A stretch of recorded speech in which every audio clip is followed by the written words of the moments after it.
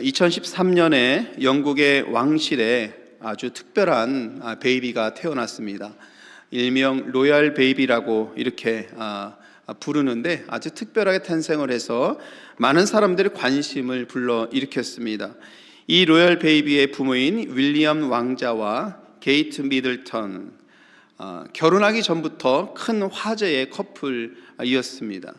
세계적으로 사람들에게 관심을 불러일으켰는데 그 이유는 영국 왕실에서 최초로 귀족이 아닌 사람과 결혼을 했기 때문입니다. 왕자가 결혼을 하는데 귀족이 아닌, 옛날 말로 하면 평민 출신의 사람과 결혼을 하게 되는 것이죠. 물론 여러분, 요즘 현대 사회 속에서 귀족이 어디 있고 평민이 어디 있고 다 그러지 않겠습니까? 그러나 영국의 왕실에서는 이 혈통을 중요시 여기는 그 가문에서 귀족과 귀족이 결혼하는 그런 상태에서 귀족이 아닌 이 평민과 결혼한 것은 아주 특별한 것이었고, 그 결혼에서 베이비가 태어나는 것은 처음이었다고 합니다. 그래서 당시에 사람들에게 많은 관심을 불러일으켰습니다. 그래서 아기 왕자 열풍이 일어날 정도로 세계적으로 그 아이의 일거수일투족에 대한 관심이 대단했는데요.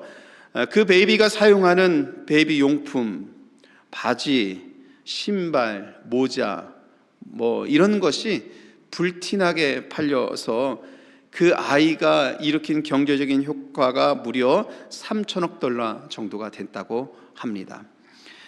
사람들은 영국의 왕자에 안게 될 아기의 탄생 소식에 대해서 열광을 했는데 왜 열광을 했을까? 가만히 생각해 보니까 마치 동화에서 보았던 내용과 같은 것이죠. 신분의 차이를 넘어서서 귀족과 평민이 결혼해서 왕자를 낳았다. 이것은 마치 우리가 과거에 동화 속에서나 볼 수 있는 내용인데 이것이 현대판 동화에서 현실 속에서 이루어진 것이니 사람들은 관심을 갖고 열광하고, 그리고 어떤 사람들은 그 마음속에 있어서 가능성이라는 것을 또 품기도 했던 것이죠. 희망을 갖기도 하고, 어떤 사람들은 또 기쁨을 얻기도 하고, 어떤 사람들은 여기에서 그래서 열광을 하게 되는 이런 것을 보았습니다. 불과 오래되지 않은 2013년도에 있었던 일입니다. 여러분, 오늘날에도 한 아이의 탄생이 이렇게 많은 사람들의 관심을 불러일으키고 전 세계가 관심을 가질 정도로 한 아이의 탄생은 이렇게 유란했습니다. 여러분, 그러면 예수님이 태어나셨을 때, 그리고 예수님이 태어나시기 전에 메시아를 고대했던 당시의 사람들이 많이 있었을 텐데, 하나님의 아들 독생자 예수 그리스도가 이 땅에 태어났다라는 이 소식을 들었을 때에 당시의 사람들의 심정과 마음을 어땠을까요? 예수님이 이 땅에 태어나셨을 때에 이 소식을 들었던 사람들은 어떤 마음이었을까요? 우리가 이런 마음을 생각하고 이런 마음을 우리가 한번 품어보면서 대강절, 특별히 예수님의 탄생을 축하하고 기리는 이 신앙의 절기 때에 우리들의 믿음을 더욱더 키워갈 수 있는 시간으로 보내길 원합니다.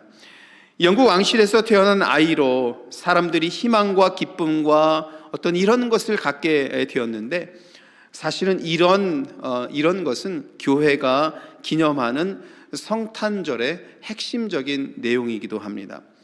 그래서 우리는 대강절 촛불을 하나씩 밝혀가면서 희망을 이야기하고 평화와 기쁨과 사랑을 밝혀가고, 이것은 곧 예수 그리스도를 통하여서 이 땅에 임한 하나님의 은혜의 상징이 된다라고 우리는 생각을 합니다.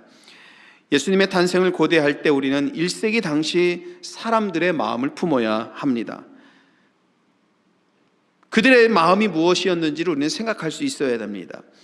그리고 메시아를 기대했던 그 열망과 기대와 기쁨과 소망이 우리 가운데서도 일어나야 한다라는 생각을 갖고 있어야 합니다. 이런 마음으로 예수님의 탄생의 날을 준비하고 다시 오실 예수님을 대망하는 믿음을 더욱더 키워가면서 오늘 이사야를 통해서 하나님께서 대강절 첫째 주일에 우리들에게 주신 말씀이 무엇인지를 좀 더 자세하게 함께 나누도록 하겠습니다. 여러분, 오늘 이 말씀 1절 말씀을 통해서 우리가 기억해야 하는 것은 우리는 다윗의 혈통에서 나실 왕을 고대해야 된다라는 말씀을 알게 됩니다. 우리 1절 말씀 한번 다시 같이 한번 읽어보도록 하겠습니다. 이새의 줄기에서 한 싹이 나며 그 뿌리에서 한 가지가 나서 결실할 것이요. 네. 이사야 11장의 말씀은 우리들에게 너무나도 익숙한 말씀이고 잘 알려진 말씀이지요. 그런데 우리가 이 말씀이 기록되었을 때를 보아야 하는데, 이스라엘이 바벨론으로 포로로 잡혀가기 전에 기록된 말씀입니다. 이스라엘은 하나님이 다윗에게 주신 약속을 알고 있었습니다. 하지만 오늘 1절 말씀의 배경이 되는 것은 바벨론 포로로 잡혀가기 바로 이전에 소망을 품을 수 없는 절망의 상태입니다. 예루살렘이 마치 곧 무너질 것 같은 위협을 느끼는 상태, 그런 마음의 상태가 오늘 이사야 11장 1절의 배경이 되는 말씀이라는 것입니다.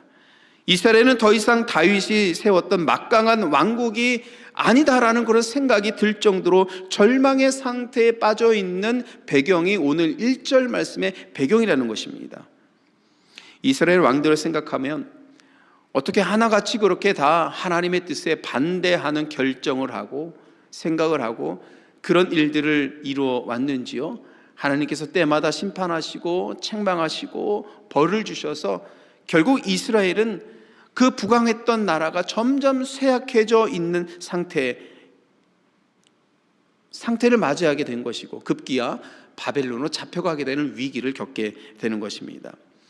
1절 말씀 속에서 그럼에도 불구하고 하나님께서는 이때에 하나님께서 이스라엘에게 주신 말씀, 소망의 말씀을 주고 계시는 겁니다.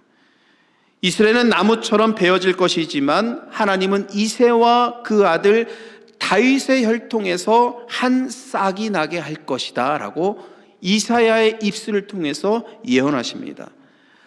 여러분, 여기에서 이새의 줄기에서 한 싹이 난다, 우리가 다윗을 언급할 수밖에 없는 이 말씀이 매우 중요한 것입니다.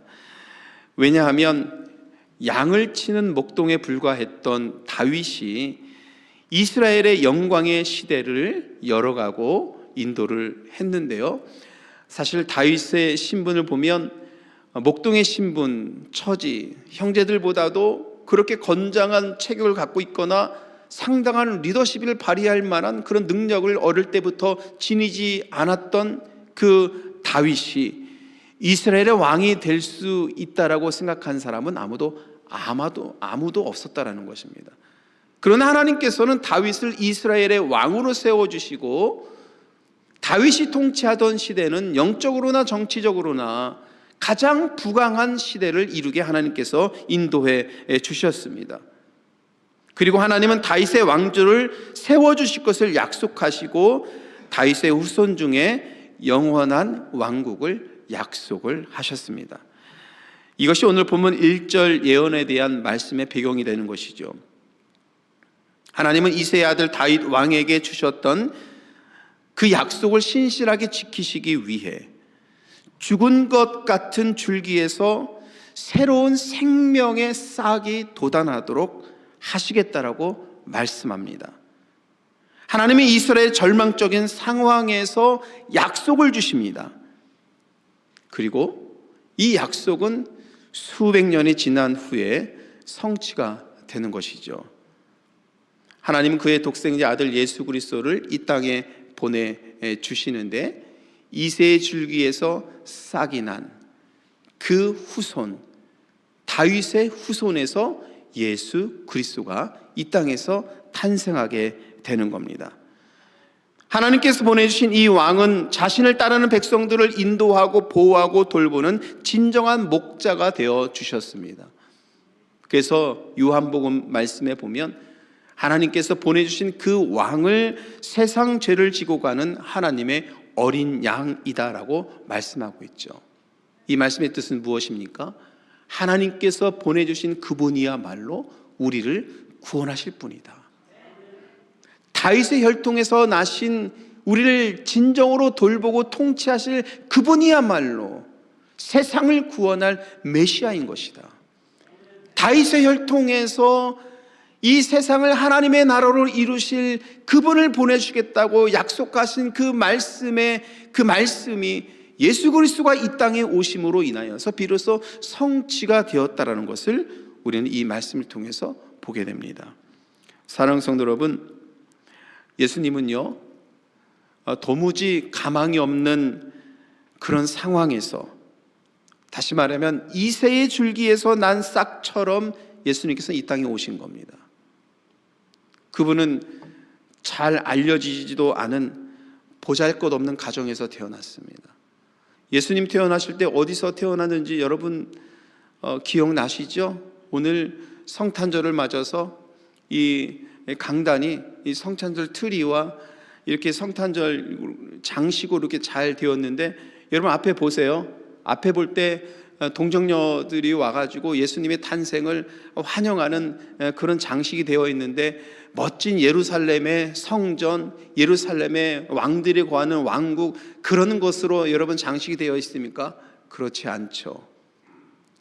아주 초라한 곳, 그리고 동물들이 밥을 먹는 말구유, 그리고 그의 부모님은 아무도 세상에서 무명에 가까울 정도로 유명하지 않았던 사람을 통해서 예수님께서는 이 땅에 태어나셨습니다.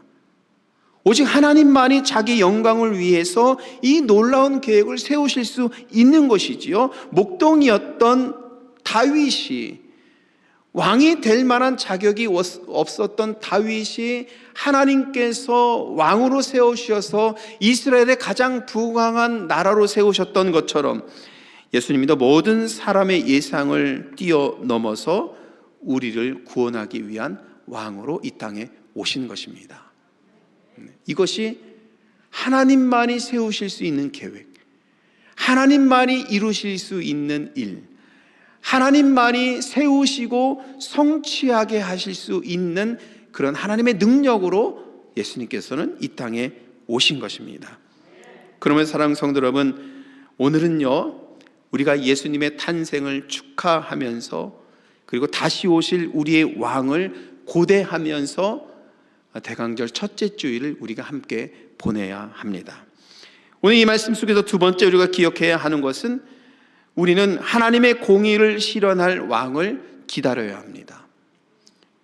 하나님께서는 이 땅에 보내주신 자기 아들을 통해서 하늘나라에서 이루실 하나님의 의로움을 이 땅에서 이루시길 원하신다는 겁니다. 여러분, 오늘 본문의 말씀 속에서 4절 말씀인데요, 우리 이 말씀 같이 한번 읽어보죠. 공의로 가난한 자를 심판하며 정직으로 세상의 겸손한 자를 판단할 것이며 그의 입의 막대기로 세상을 치며 그의 입술의 기운으로 악인을 죽일 것이니라.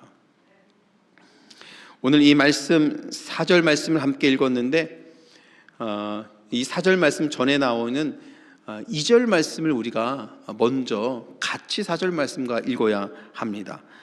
2절 말씀 속에서는 여러분, 우리들에게 중요한 의미 주는 것이 무엇이 있냐면, 하나님이 약속하신 메시아는 지혜와 지식과 총명이 충만하시다는 말씀으로 우리들에게 주고 있습니다.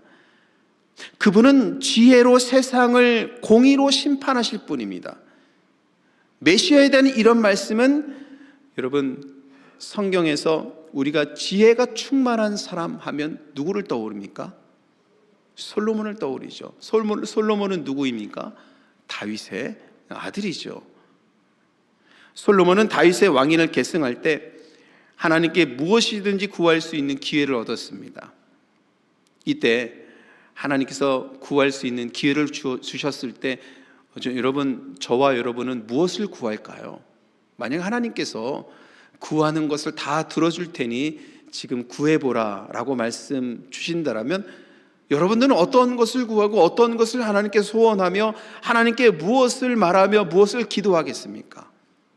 솔로몬의 같은 경우를 보면 역대하 1장 8절에서 10절의 말씀을 보니까 솔로몬은 이와 같은 것을 구했죠. 주는 이제 내게 지혜와 지식을 주사 이 백성 앞에서 출입하게 하옵소서. 자, 여러분, 솔로몬이 하나님께 응답받을 수 있는 기회를 얻었을 때 무엇을 구했습니까? 지혜를 구했죠. 그러니까 우리는 성경을 읽을 때 지혜가 충만한 사람을 말할 때 누구를 기억하냐? 그래서 솔로몬을 기억합니다. 그러나 여러분, 솔로몬의 지혜가 아무리 놀랍고 솔로몬의 지혜가 우리가 기억을 하면서 솔로몬처럼 지혜를 우리가 간구한다 할지라도 이사야에서 예언하고 있는 것은 다윗의 후손으로서 오실 그 왕은 솔로몬의 지혜와 비교할 수 없다라는 겁니다. 이새의 줄기에서 나오는 싹, 그분의 성령의 충만한 지혜는, 그분의 충만한 성령의 지혜는 놀라워서 감탄할 수밖에 없다라는 겁니다. 이사야는 그분 위에 여호와의 영이 강림하실 것이다, 2절에서 말씀하죠. 그래서 지혜와 총명의 영은 그분의 것입니다. 그리고 지식과 여호와를 경외하는 영도 그분의 것이라는 겁니다. 여러분, 지혜가 무엇입니까? 지혜는 지식을 실제적으로 적용할 때 활용이 될 수 있죠. 지혜는 지식을 가지고 살아갈 때에 삶의 이러저러한 상황들을 이겨낼 수 있는 능력이 되는 겁니다. 오늘 2절에서 의미하는 총명은 무엇입니까? 총명이라는 것은 분별력을 가지고 최선의 것을 선택할 수 있는 능력이고, 무엇이 옳은 것이고 무엇이 옳지 않은 것인지를 분별할 수 있는 능력인 겁니다. 여러분, 모략은 무엇입니까?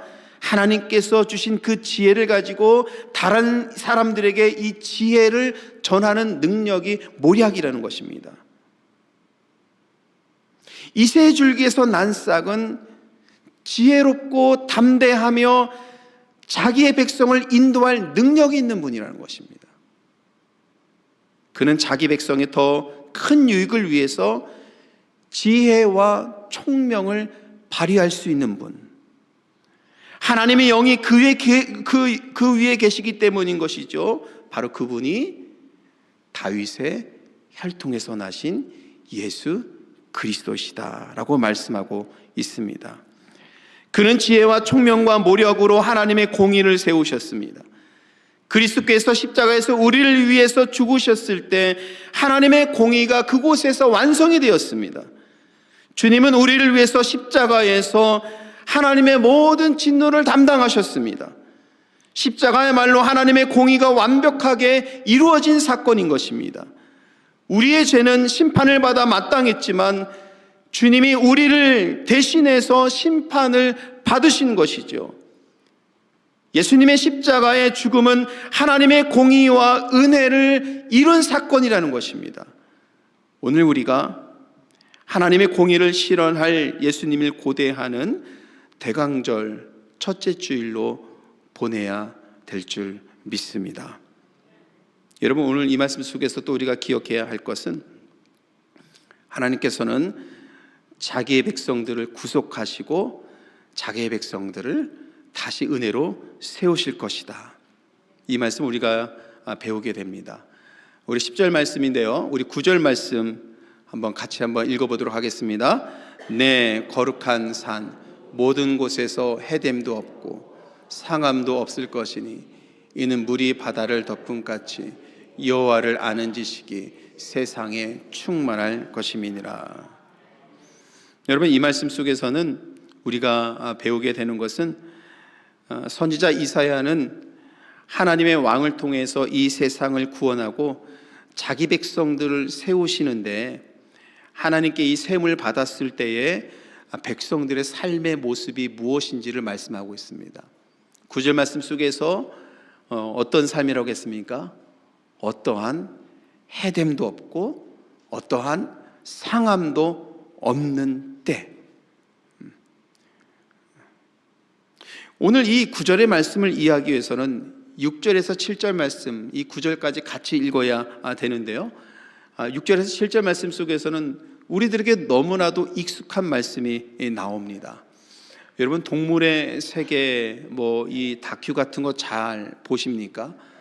저는 기회가 되면은 동물 이 자연 세계를 이렇게 찍은 그 다큐를 일부러 자주 보는데요. 그것을 보면 아름다운 자연의 환경 속에서 우리가 보기에는 너무나도 아름다운 이 자연의 환경인데 그 속에서 살고 있는 동물들의 삶은 여러분 생존 본능 속에서 얼마나 치열한지 모릅니다. 양육강식이 존재하고 있는 이 동물의 세계입니다. 강한 동물은 약한 동물을 잡아먹어야 살 수 있죠. 게다가 요즘에는 자연 환경이 변화가 돼서 동물들이 자기 생존을 위해서 얼마나 치열하게 살아가는지 모릅니다. 얼음이 녹고 또 산이 황폐화되고 또 불이 나서 또 산이 다 황폐하던 땅으로 변화되고 동물들이 사는 세계에 사람이 들어가서 도시가 건설되면서 자기의 삶의 터전을 잃어버리면서 동물들이 생존을 위해서 얼마나 치열하게 살아가는지 모릅니다. 그런데 그 모습을 보면 양육강식의 이 본능이 있잖아요. 강한 동물들이 약한 동물들을 잡아먹는 세계, 이 동물들의 세계에서는 자비가 없습니다. 잡아먹어야 살 수 있는 이 세계가 동물들의 세계, 자연세계라는 것입니다. 근데 오늘 본문의 말씀 속에서, 이사야의 말씀 속에서는 도저히 함께 할 수 없는 동물들이 평화롭게 지내는 것을 보여주고 있습니다. 이리와 어린 양, 표범과 염소, 암소와 사자, 아이와 독사가 조화롭게 어우릅니다. 여러분들은 자녀들을 키우시면서 자녀들이 조금이라도 위험한 곳에 가거나 위험에 처할 만한 그런 일들이 있으면 어떻게 합니까? 금방 일어가서 말리죠. 큰일 나니까요. 다치니까요. 만약에 여러분들의 자녀나 손자, 손녀가 독사의 굴에 손을 넣고 장난을 친다고 생각하십시오. 끔찍하잖아요. 그걸 하지 못하러 금방 가서 자기 아이를 데려와야 할 것이고 안전하게 보호해야 될 것입니다. 그런데 오늘 말씀에 보니까 어린아이가 독사의 굴에 손을 넣고 장난을 치는 그런 시대, 그런 나라, 그런 시간이 도래할 것이다라고 오늘 선지자 이사야는 말씀하고 있는 것입니다. 여러분, 이것을 통해서 이곳에서는 어떠한 두려움도, 어떠한 해됨도, 어떠한 상함도 얻지 않을 나라, 진정한 평화가 있는 나라. 오늘 이사야는 하나님의 통치 아래에서 인간은 평화롭게 살게 될 것이라고 예언하고 있는 겁니다. 하나님의 이 거룩한 산에서는 해됨도 없고 상함도 없을 것이라고 말씀하죠. 오직 여호와를 아는 지식이 충만할 것이고, 선지자 이사야는 하나님의 백성에게 약속된 나라가 얼마나 평화롭고 아름다운지를 오늘 말씀하고 있는 겁니다. 그리고 이 나라에서는 구약 성경에서부터 계속 말씀하신 하나님의 나라, 하나님의 샬롬이 이루어지는 나라, 그 나라가 이루어질 것이다 말씀하고 계시죠. 여러분, 오늘 우리는 이 평화가 공존하고 있는 나라, 양육강식이 사라지고 서로 어울리면서 함께 될 수 있는 나라, 이런 나라를 보면서 이런 나라가 오늘날에는 어디에서 보여지고 어디에서 이루어질 것인가 곰곰이 생각해 보니까 사실은 오늘과 같이 혼탁하고 어지러운 세상에서 전쟁과 내전이 끊이지 않고 사람들을 살해하는 일들이 끊이지 않고 기근과 자연재해로 고통받는 사람들이 사는 이런 시대 속에서 여러분, 교회는 이런 하나님의 나라를 맛볼 수 있는 곳이 되어야 되겠다라는 생각을 하게 됩니다. 세상의 사람들이 하나님의 나라를 말할 때 어디에서 하나님 나라를 느끼고 하나님의 나라를 알 수 있겠습니까? 아무리 우리가 말로 설명하고 아무리 설득하려고 하더라도 그들에게는 천국이 어디 있는지 알지 못합니다. 천국을 어디에서 맛볼 수 없습니다. 그러나 우리가 모일 때마다 은혜롭게 찬양하며, 모일 때마다 사랑을 이야기하고, 모일 때마다 사랑으로 거짓을 이겨내고, 모일 때마다 섬김을 통하여서 우리의 연약함을 이겨내고, 모일 때마다 함께하는 그런 믿음의 힘을 가지고 세상의 일들을 이겨낼 때에 그런 은혜들을 세상에 보여주고 전달하고 믿지 않는 사람들에게 이 은혜의 공동체를 보여줄 때에 여러분, 교회를 통해서 하나님의 나라를 맛볼 수 있는 것이죠. 그렇기 때문에 우리 잠복 한인교회는 이 대강절을 보내면서 오늘 이사야에서 주신 하나님의 이 샬롬의 비전이 오늘 우리 교회에서 이루어질 수 있는 믿음, 오늘 우리가 함께 믿음 생활하면서 시카고에 있는 모든 사람들에게 하나님 나라를 맛보여 줄 수 있는 교회, 이런 믿음의 공동체, 이런 성도의 삶, 우리 모두가 이런 믿음의 공동체를 이뤄가기를 소망할 수 있는 대강절 첫째 주일 되기를 간절히 소원합니다. 선지자 이사야가 예언한 이 나라는 여러분, 사실은 예수님께서 이 땅에 오셨을 때 이미 맛보았죠.